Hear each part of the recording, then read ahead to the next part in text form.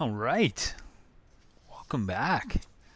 We are going to do a little bit more textbook review. We're going to look at Chapter 12 and Chapter 9. And here's the thing about Chapter 12. It is the chapter we head to after Chapter 8, so if you're keeping score, we went Introduction, Chapter 1, Chapter 2, Chapter 3, Chapter 4, Chapter 6, Chapter 8, Chapter 12. So out of sequence of the textbook, but more thematic. And when we look at Chapter 12, we are continuing our look at the economic side of liberalism. Chapter 12 is looking at the viability of contemporary liberalism. And there's some things that Chapter 12 does well, but there's not a lot in Chapter 12. You might spend 10 minutes on this chapter. Chapter 12 begins with this idea that is looking at postmodernism. And that is the key concept of this chapter. Postmodernism has appeared on the multiple choice a couple of times on the diploma, and that's it. What is postmodernism? It's meant to be a rethinking. In terms of architecture, if you've been to Edmonton, the Edmonton or the Alberta Art Gallery downtown, the building that isn't a cube, it isn't a square, it's got all these weird shapes and stuff, that's postmodern. That's the idea of maybe we should rethink what we thought were the essential truths. The essential truths about how to build a building, about it being a square. Maybe we should, throw that away and do something completely the opposite. A postmodern architectural building looks completely different. So postmodernism is one of the terms here, a movement that largely is reaction to modernism. I'm saying, what if the essentials, the fundamentals, the things that we think are universally true, what if they're wrong? How could we reshape society? So that's one of the concepts. Another of the concepts in terms of postmodernism, connecting it to economics might be, what if the American dream is actually a nightmare, right? Let's flip the American dream. What if this is like Death of a Salesman and we're Willy Loman and we are tragically flawed like Willy Loman is in Death of a Salesman, that there is no fulfilling life when you chase consumerism or when you chase economic wealth. You can get more and more wealth, but you'll never be satisfied. It's kind of like Wizard of Oz, and the curtain has been pulled back, and we reveal that the wizard wasn't what we thought it was. That we're having what Alan Greenspan has called an Icarus Moment. Icarus is, this individual from Greek mythology that flew too close to the sun, and by doing so there was a learning event, right? Well, we're flying too close to reality, and our Icarus Moment was the 2008 banking crisis and the Great Recession, and that should have been a moment where we thought to ourselves, maybe economic liberalism is fatally flawed. Fatally flawed. Maybe we need to rethink the purpose of the economy. So that's one part of the viability of contemporary liberalism. Another part of the viability of contemporary liberalism is the rise of extremism in opposition to it. So contemporary liberalism in terms of foreign policy is often connected to Americanism, right? Americana, Americanization, the American foreign policy.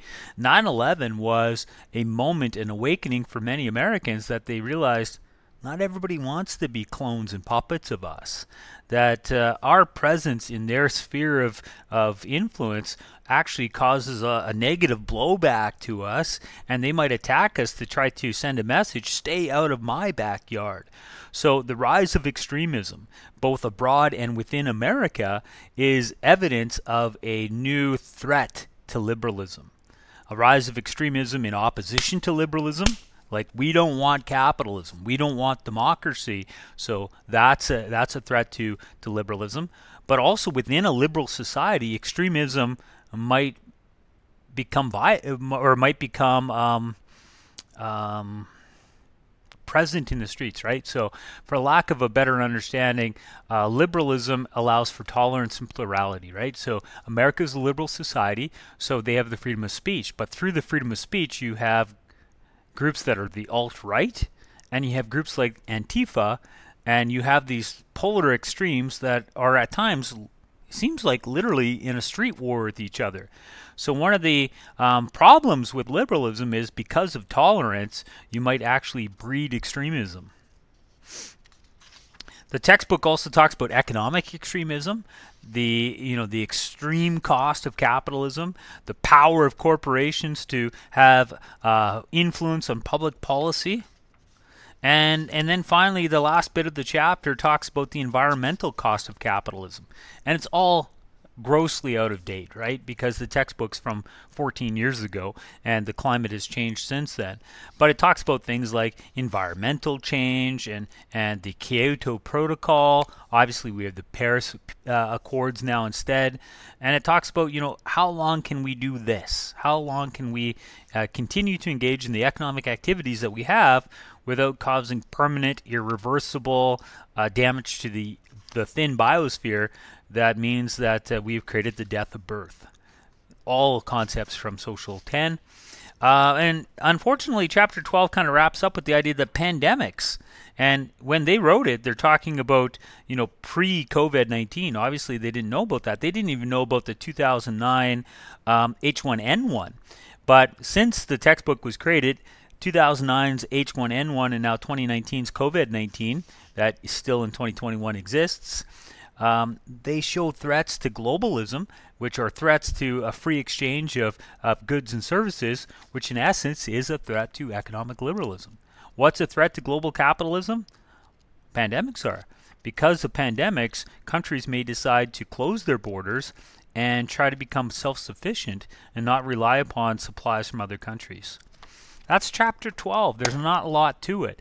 I want you to leave Chapter 12 understanding a little bit that postmodernism is a rethinking of things that you thought were absolute truths, and that liberalism is challenged today, the viability, by extremism and by environmentalism. I do want to look at Chapter 9. So Chapter 9 is a chapter that doesn't really fit in with the economic unit. Doesn't fit in with the political unit, but here's an opportunity. We're looking at Chapter 12. Let's jump into Chapter 9 quickly. Chapter 9 is this middle of the textbook where we look at, again, the viability of liberalism is kind of the concept, right? And is liberalism viable if you have to impose it? That's the connection here. Is liberalism viable if you have to force it on someone, right? Is liberalism viable if we have to invade Iraq to make it into a democracy? Is liberalism viable if we have to invade Afghanistan to make it into a democracy? Is liberalism viable if we have to simulate Canada's First Nations? Right?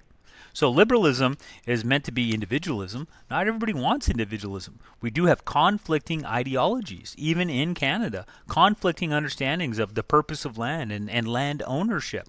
Conflicting understandings of to what extent can we have plurality and multiplicity of culture. And historically, domestically, and abroad, we've imposed liberalism. Canada's helped impose liberalism in Afghanistan.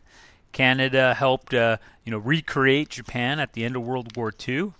And Canada has, as we know, a very dark history of imposing liberalism domestically through assimilation programs through residential schools. We'll come back to Chapter 9 when we look at citizenship. But I just wanted to show that there is a connection between 12 and 9 because we're challenging liberalism here. To what extent is liberalism viable is the concept of 9. And Chapter 12 and Chapter 9 would continue. It's not viable if you have to impose it. If liberalism, for lack of a better word, is about freedom, can you force someone to be free? Can you force freedom and democracy and capitalism upon the Iraqi or Afghani people? I'm not sure it's going to be as effective. So that's just a quick preview of Chapter 9 and Chapter 12.